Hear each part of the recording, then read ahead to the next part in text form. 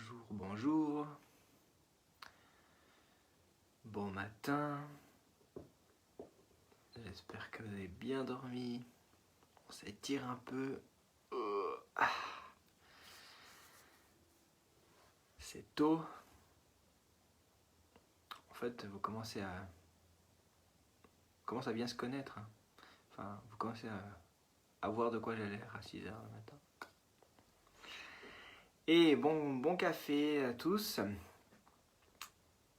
J'ai un peu rigolé l'autre jour parce que Camille, quand elle a fait son temps de louange, elle a dit peut-être qu'il y en a qui sont avec leur café et leur croissant. J'étais là, eh ben purée, si je pouvais avoir un croissant à 6 heures le matin, ce serait trop la classe. Non, j'en suis rendu à mon petit café, seul dans un coin de chambre, avec vous. J'en ai bien besoin ce matin parce que hier on avait quelque chose à fêter. Et on a fait un super repas. C'est un genre de repas où tu t'en souviens toute la nuit, tu sais. Et puis ce matin j'ai encore un goût de sauce à l'ail. Alors vous avez bien fait de rester derrière votre écran là. Vous êtes mieux là-bas. Ce matin on va poursuivre et terminer ce psaume 46. La fin est voilà. Il y a juste, en tout cas, quelque chose que j'aimerais relever qui me semble important. On va le lire ensemble. Donc c'est la 3e strophe, si on veut, de ce chant des fils de Corée. Donc n'oubliez pas de m'inventer une mélodie à la maison. Ça dit ceci depuis le verset 9. « Venez contempler ce que l'Éternel a fait, les actes dévastateurs qu'il a accomplis sur la terre. C'est lui qui a fait cesser les combats jusqu'aux extrémités de la terre. Il a brisé l'arc et rompu la lance. Il a détruit par le feu les chars de guerre. Arrêtez et sachez que je suis Dieu. Je domine sur les nations, je domine sur la terre. » Puis il y a ce refrain qui revient comme à la fin de la 2e strophe. « L'Éternel, le maître de l'univers, est avec nous. Le Dieu de Jacob est pour nous une forteresse. » Je vous avais dit hier aussi, traduit par haute retraite. Amen. Alors, si nous on n'est pas ébranlés, c'est parce que justement, il est Dieu. Et puis, lorsque on lit ça, on dit regardez, contemplez les actes dévastateurs de Dieu. Ils sont dévastateurs pour certains, puis pas pour d'autres, dans le sens que ils sont dévastateurs pour l'ennemi, mais pour nous, c'est une bonne nouvelle. Donc il s'impose comme Dieu, et puis nous on est dans ce refuge, il est notre appui, il est notre haute retraite, il est notre secours. Donc tout est ébranlé autour, parce que lui fait connaître son nom.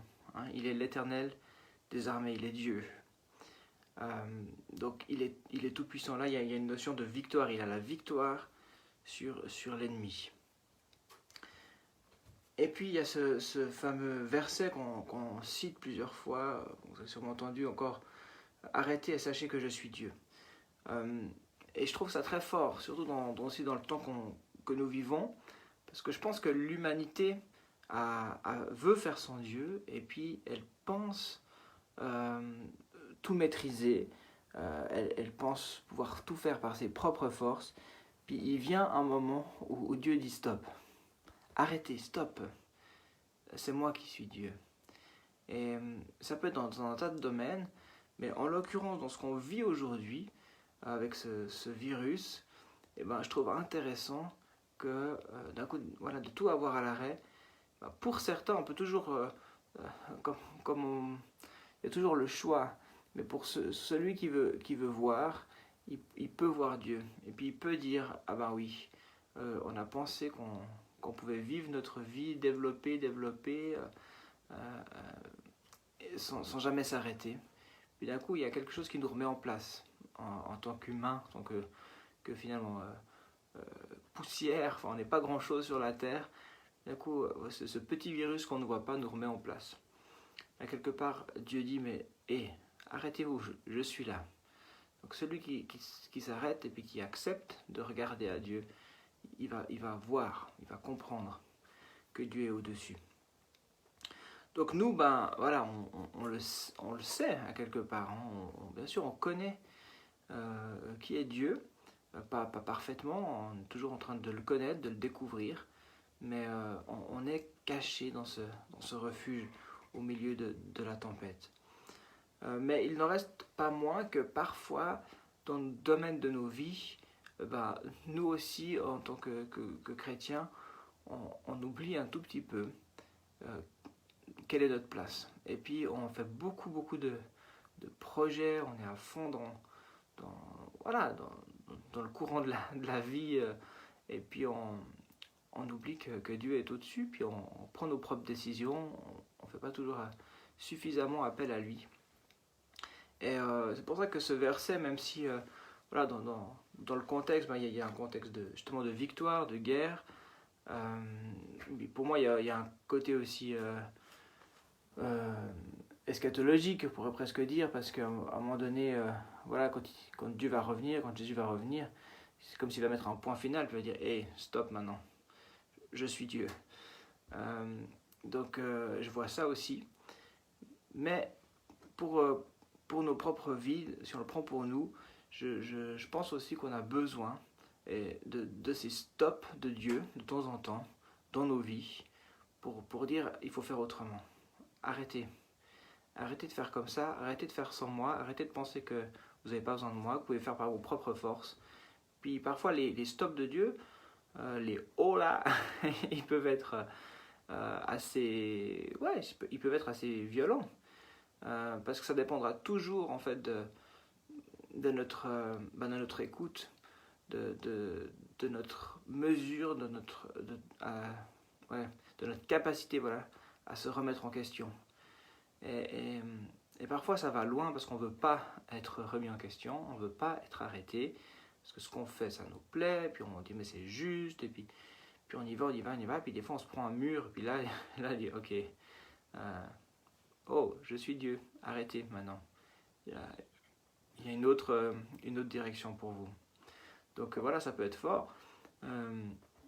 Et du coup ça me faisait penser au Proverbe chapitre 16, le premier verset, les 3 premiers versets, des versets qui m'ont toujours beaucoup accompagné, beaucoup parlé, qui disent ceci: les projets que forme le cœur dépendent de l'homme, mais la réponse que donne la bouche vient de l'Éternel.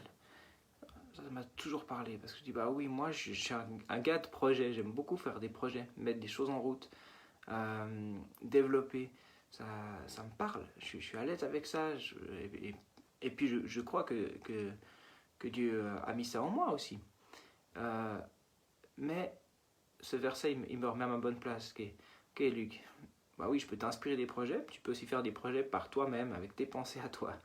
Mais c'est moi qui dis. Et puis c'est pas forcément mauvais, parce qu'on nous a donné une créativité, une capacité de réfléchir, etc.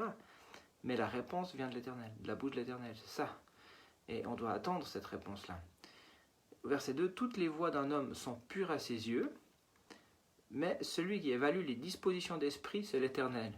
Donc là aussi, pour moi, tout ce que j'imagine, je dirais, c'est super, c'est trop bien, c'est bon. Mais celui qui évalue les cœurs et puis les dispositions d'esprit, c'est Dieu. Donc forcément que il y a un tas de choses que je vois, je dis ouais, c'est super, mais ça ne veut pas dire que c'est super pour Dieu, que lui veut ça maintenant, ou que l'état d'esprit derrière est le bon. Donc il y a ça. Puis verset 3, donc, recommande ton activité à l'Éternel, et tes projets seront affermis. On connaît aussi ce psaume qui dit tes projets réussiront, recommande ton sort à l'Éternel et tes projets réussiront. Donc ça c'est presque pareil, mais j'aime bien le terme affermi, parce que donc il les renferme, il les rendre ferme, hein. Il les renferme, il les cache, mais parce qu'on recommande, parce qu'on justement on attend sa décision à lui, qu'est-ce que sa bouche dit. Et ça fait la différence. Donc oui, parfois il y a des stops de l'Éternel qu'on peut se prendre un peu dans la face comme ça, puis wow, ça fait des fois mal à notre orgueil, voilà, hein, c'est-à-dire ça fait pas mal physiquement, mais voilà, ça fait pas forcément plaisir, mais on sait que c'est pour du bon, et puis il nous réoriente, et puis on peut aussi avoir cherché vraiment avoir cette attitude de dire, ok, mes projets, je veux attendre le oui de l'Éternel, je veux recommander mes projets à l'Éternel pour qu'ils réussissent, pour que ce soit lui qui les affermisse, finalement il soit ouais, il fasse partie vraiment de l'équipe, hein, soit le team leader là, dans l'équipe de projet. Voilà, donc je vous encourage à continuer à rester dans ce refuge parce qu'il est Dieu, il maîtrise toutes choses, à rester à votre place, à rester à notre place en tant comme donc humain, pas prendre la place de Dieu. Et puis dans nos projets, à le mettre en premier, à le laisser nous parler, afin d'éviter de se prendre quelques murs de temps en temps. Je vous bénis dans cette journée, j'espère que tout ira bien pour vous aujourd'hui, que ceux qui ont des enfants, vos enfants iront bien, qu'ils arriveront à s'occuper ou à reprendre l'école à la maison. Et puis pour tous les autres, j'espère que vous aurez des contacts, des relations qui vous feront du bien aujourd'hui. Je prie avec vous. Père, merci pour ta réponse, merci pour la réalité que tu es Dieu, que tu domines les nations, tu domines la terre, tu es le maître de l'univers, et puis on lit dans ce psaume que tu es avec nous. Tu es le Dieu de Jacob, le Dieu d'Israël, le Dieu de ton peuple auquel nous appartenons aujourd'hui par héritage, par adoption. Merci. Merci pour ce refuge que tu es. Seigneur, on veut garder la bonne place aussi, nous, dans nos projets, dans ce que nous entreprenons. Et on veut garder à l'esprit que c'est toi qui es le maître, c'est toi qui dis oui ou qui dis non. Et on ne veut pas aller tout seul, on ne veut pas se croire plus fort que nous ne le sommes. On veut compter sur toi. Merci d'encourager chacun ce matin. Merci pour ce que tu as prévu dans cette journée. On te fait pleinement confiance que tout ce que tu fais pour nous est bon. Sois béni dans le nom de Jésus. Amen. Amen, amen. J'aime bien dire amen, amen. Amen pour la prière, amen parce qu'on va conclure. Et puis, très bon café. Bonne journée. Et à demain, 6h10 la louange avec Camille, 6h30 Bible and Coffee. Bye.